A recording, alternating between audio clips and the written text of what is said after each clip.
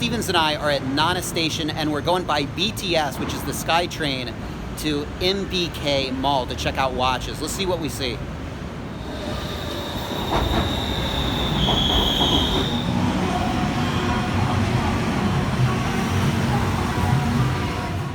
All right, we'll start out with what is probably my favorite watch ever, the GMT Master 2 16710. You can see the price there in USD. This has super luminova, solid in-link bracelet, and no lug holes, making it a post-2003 model. They stopped doing lug holes in about the end of 2002. This is a 39mm Explorer. You can tell it's a Mark I dial from the short minute hand. And this is an all-black GMT Master 2. And just a shot of what they had, which was a lot of modern pieces. This is a ceramic sub date. Ceramic GMT BLNR on an oyster bracelet, and its all black counterpart, a little blue, $4,000 premium. A pre-ceramic Daytona, that price is pretty common here in Japan. And this is the Explorer we saw earlier, the 39mm Mark I dial. Here's a 16750 luminova, no holes case, solid and link bracelet, and what makes this special is a stick dial. So if you see where it says GMT Master, well, instead of having the Roman numerals, it's just 2 bars, the stick dial. And this was a box, no papers piece. Looked really in good nick. I mean, that's looks unpolished to me. But for something like this, I'd probably want papers. Now, what I'm doing here is I'm checking to see if the hour hand is wiggling. That's the wiggle test. And if that 24-hour hand didn't wiggle, that would mean it's a 3186 movement instead of a 3185. 3186 movement has the blue parachrome spring, and that's a rarity among GMT Master 2s, M serials and Z serials. And this is a later Kermit. You can see by the engraved rehaut. And if you're going Kermit, I would say go for one without the engraved rehaut. I think they're a little bit more collectible. All right, a straight up GMT as opposed to a GMT Master 2. This is probably a 16700, all black, and you can see below the 6, it's a tritium dial, and it actually came with a bracelet, but for some weird reason he had it on this rubber strap, which I didn't think presented it well at all. So I'd get that original bracelet on it if I were this guy. But I remember it was pretty moderately priced, like under 10 grand. I want to say it was like around 9, which, as far as GMTs go, pretty good. This is the entire collection, and you can see a couple of the pieces that I was looking at earlier, and some of the other pieces that I didn't make it to. Of note is that two-tone Submariner 30 dial, which is surprisingly good looking. I'm surprised I like it, but I do. As far as blingy pieces, you could do worse. And what do you guys think of this? Well, if you said it looks fake, you'd be right. The sticker kind of gives it away, but there are other little tells. If you look at the 6 indices, you can see the engraved crown in the crystal, and you're never able to see them that well, so that's really sketchy. Also, if you look at the pip, it looks a little too raised. So, yep, there are little anomalies with it, but if you didn't know anything about Rolexes, I think it would probably fool you. And this is one of the reasons why ceramics kind of scare the hell out of me. Now, what was interesting is that these shops were virtually right next to each other. The ones selling the real ones, the ones selling the fake ones.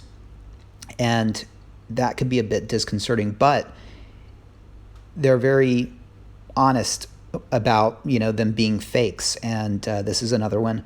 You can see they've got the engraved rehaut, which is kind of hard to pull off. Each of those minute marks has another letter of Rolex, and they seem able to pull it off. Now, once you put your hands on it, the jig is up. I mean, it doesn't operate like a real GMT Master 2. There's no jump hour hand, and it's pretty apparent that it's not a 3185 or 3186 or the modern movement of a GMT Master 2. Also, the bezel is really low quality. There's a lot of play, and just by touching it, you can instantly feel that it's fake. So it's not like somebody could hand you one of these and you would think it was real.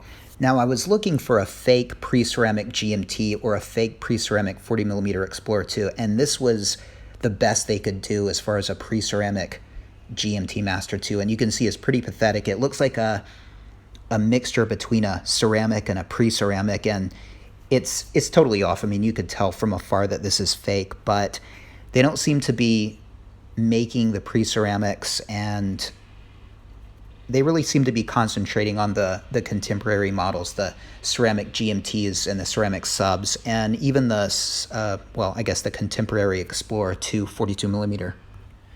And some new Seikos, Seiko 5, some dive watches, and on the right, black dial, black bezel. Right there, that's a Seiko 5 Hulk equivalent. Not a bad looking watch at all, like the gold accents, gold hands. Actually works with the green really well. And not sure how I feel about the new Seiko 5 logo. It's a little bit trendy.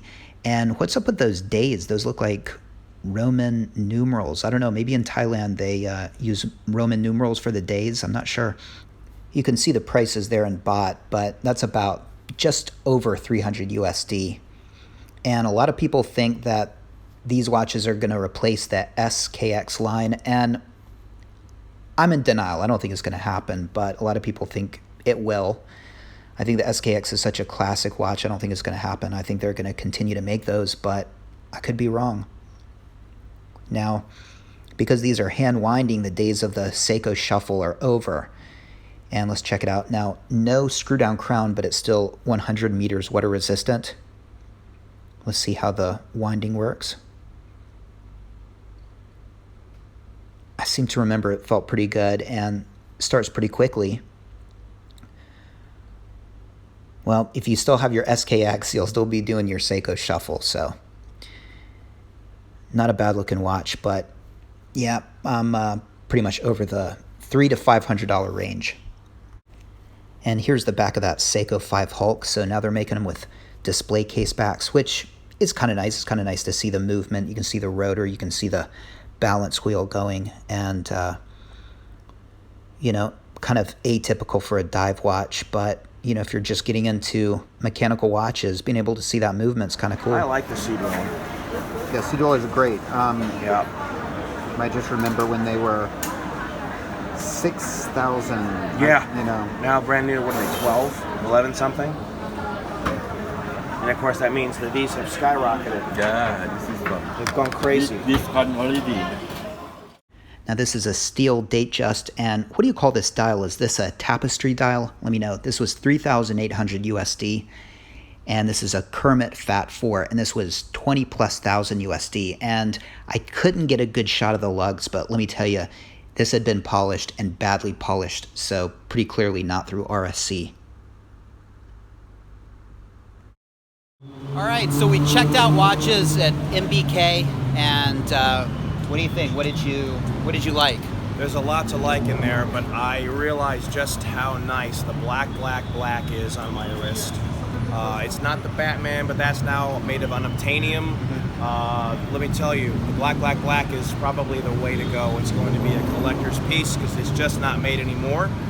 I loved it. Yep. And there was one in there at a very reasonable price based upon the pricing of it now. Yeah, it was like under 11,000. Yeah, I think it was 10,600 box papers. Yeah, and wow. So, yeah, that was surprisingly affordable. So, yeah. You were really tempted by that, weren't you? I admit, if I had had my MasterCard with me, I would have bought it. Yeah. So my favorites were probably GMT Master 2 stick dial and a few Kermits and a Fat 4.